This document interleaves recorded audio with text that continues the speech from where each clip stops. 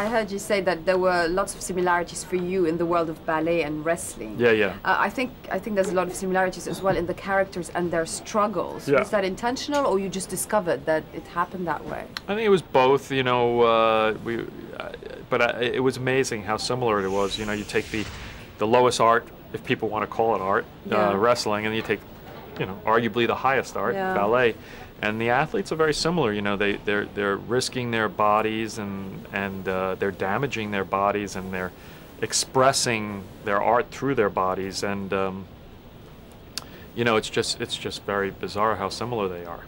And how interesting that this is a much more psychological movie than it is about the physicality. That must have been very important to you.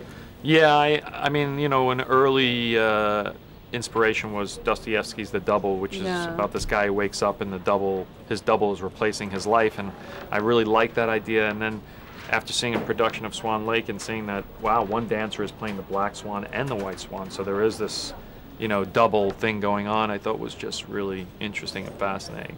Natalie Portman is one of those actresses that you can, you know, throw into a role like that. Did you know it immediately? How did it all happen? I mean, you know, I met her a very long time ago, and we talked about it, and it took a long time to gestate, and we'd always bump into each other, and she'd bother me about it, and I would sort of lie to her and tell her I'd been working on it, and it kept growing, and at different times it'd be lurches forward, and after The Wrestler, we really started to work on it earnestly, and I didn't know she could do it. I mean, I was really worried about the physicality because you know, these dancers are trained since they're 4 years old, and I started going, gosh, I should have cast a dancer or something. There's no way she'll be able to do it, but she did it. She worked really hard, and she became an amazing dancer. Yeah, because she's got this strength and fragility as a woman and as an actress that you don't always find in younger actresses as well. That's the thing. The experience was quite important, although she's playing somebody that doesn't have it. Yes, it's like, you know, a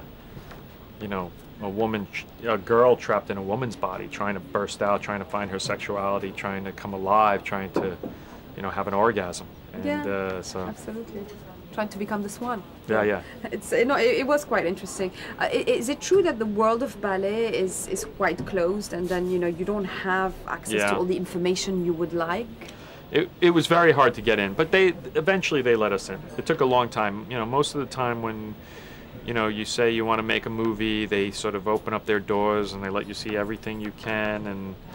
But this one was really hard. They really just were like very suspicious and very uninterested.